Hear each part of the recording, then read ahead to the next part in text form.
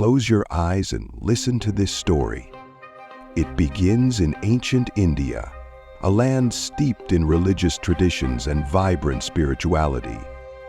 Here, a people deeply devoted to spiritual exploration began to challenge the rigid, repetitive rituals of the Brahmins who adhered to Vedic teachings. By the 7th century BCE, this discontent spread among the youth, and by the 6th century it erupted into a powerful intellectual movement. But this was no violent revolution, no bloodshed, no hatred. Instead, it was a revolution of thought, marked by open debates and respectful dialogues. It had no formal organization, just the free pursuit of new paths to spiritual liberation. In this quest, thousands of people from all walks of life renounced everything, their families, their livelihoods, their villages, to embark on a wandering, ascetic life with no fixed destination, hoping to attain ultimate wisdom and liberation. They were wanderers, mendicants, each with their own philosophies. Some critiqued existing doctrines without constructing new ones. Others surrendered to fatalism, believing in the inevitability of destiny. But the majority were spiritual experimenters, tirelessly testing and seeking the truth. Their philosophical debates took place in groves and near villages, captivating audiences far and wide. Among them was a remarkable young man, Prince Siddhattha of the Sakya kingdom. He was enthralled by the spirit of freedom within this movement. The household life is confining, he often said, while the life of a renunciant is as vast as the open sky. And so, at the age of 29, he left it all behind, his royal heritage, his family, to embark on the path of a wandering ascetic. His goal was not just his own enlightenment, but to initiate a profound spiritual journey that would transform human history. The journey toward enlightenment. Driven by an intense yearning to transcend suffering and discover ultimate truth, Prince Siddhattha left the palace. His first stop was to learn under Alara Kalama, a renowned teacher. Humbly he sought instruction, to which Alara responded with sincerity, "Stay here, noble one. With your wisdom, you will soon achieve the same knowledge I have attained." Gifted with sharp intellect and unwavering diligence, Siddhartha quickly mastered Alara's teachings. However, he realized that everything he had learned was intellectual, not experiential. Doubts began to arise. Was Alara's teaching truly a result of his own realization? When he directly questioned Alara, the teacher admitted that he had reached the realm of nothingness, a lofty yet finite state. Siddhartha, confident in his own abilities, practiced diligently and attained the same state. Impressed by his talent and insight, Alara treated Siddhartha as an equal, even inviting him to co-lead the community.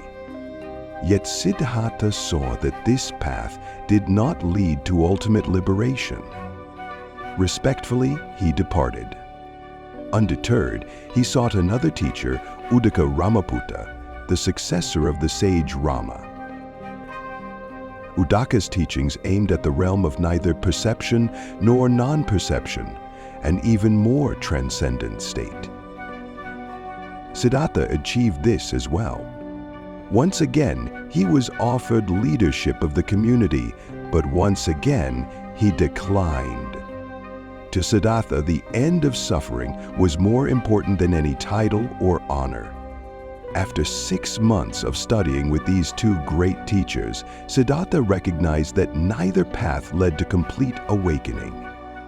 With unshakable resolve, he set out alone, determined to walk an uncharted path toward true enlightenment. The turning point. Picture this. A prince renounces everything, family, royalty, luxury, to pursue freedom from suffering. After leaving Uddaka Ramaputta's community, Siddhattha wandered until he arrived at Uruvela, a mesmerizing region with dense forests, the serene Neranjara River, and scattered villages. It was an ideal place to begin his ascetic practices. Here, amidst the wilderness, Siddhartha embraced extreme austerity. The forests of Bihar at the time were far from tranquil. They teemed with wildlife. Monkeys swinging from branches, deer grazing silently, and predators lurking in the shadows. The darkness was alive with the sounds of snapping twigs and rustling leaves, enough to send shivers down anyone's spine. Siddhartha himself admitted to moments of intense fear during his first nights, but through discipline, he mastered these fears. Determined, he subjected himself to severe ascetic practices, believing they would lead to enlightenment.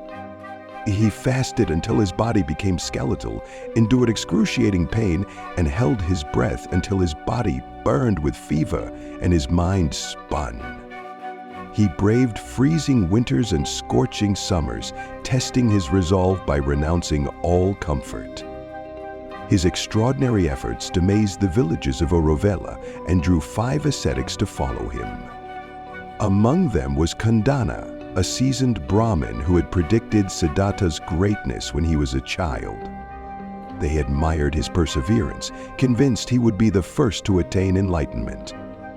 But after months of relentless austerities, Siddhartha realized a profound truth. Extreme self-denial did not lead to liberation. Torturing the body did not bring peace or wisdom. It was then he resolved to abandon the extremes and pursue a middle way, a balanced approach between indulgence and asceticism. This marked a pivotal moment in his journey toward truth. The Night of Awakening. In the forests of Uruvela, Siddhattha Gotama, the prince turned ascetic, sat alone, facing the ultimate challenge. His 5 companions had abandoned him, disheartened by his decision to give up harsh austerities and nourish his weakened body with a bowl of milk rice. They could not comprehend that he had rejected self-mortification for a middle way, a path of harmony between extremes. That night, under the Bodhi tree, Siddhartha began his meditation, his mind calm and focused as never before. During the first watch of the night, he attained the knowledge of past lives, apabhinivasanana. He saw his countless past existences, each life he had lived, the relationships he had formed, and the endless cycle of birth, death, and rebirth. This insight revealed the essence of samsara, an unending chain of existence bound by karma. In the second watch, he attained the divine eye, Dibakakak, perceiving the workings of karma with crystal clarity. He saw beings being reborn according to their deeds, those who had done good ascending to joyful realms, while wrongdoers descended into suffering. This profound understanding illuminated the law of cause and effect governing all existence. Finally, during the third watch, as the eastern sky began to brighten, Siddhartha attained the knowledge that ended all defilements, asavakaya nana. He directly realized the 4 noble truths, the reality of suffering, its cause, its cessation, and the path leading to its end. In that moment, he was completely liberated from samsara. In a state of boundless joy, he proclaimed, "Birth is destroyed, the holy life fulfilled. I have lived to the end. There is no more becoming." On that night, in 528 BCE, at the age of 35, Siddhartha Gotama became the Buddha, the awakened one. He had discovered the path to liberation for himself and ignited a beacon of hope for humanity. His journey had reached its climax, but a new era of enlightenment for all beings had just begun.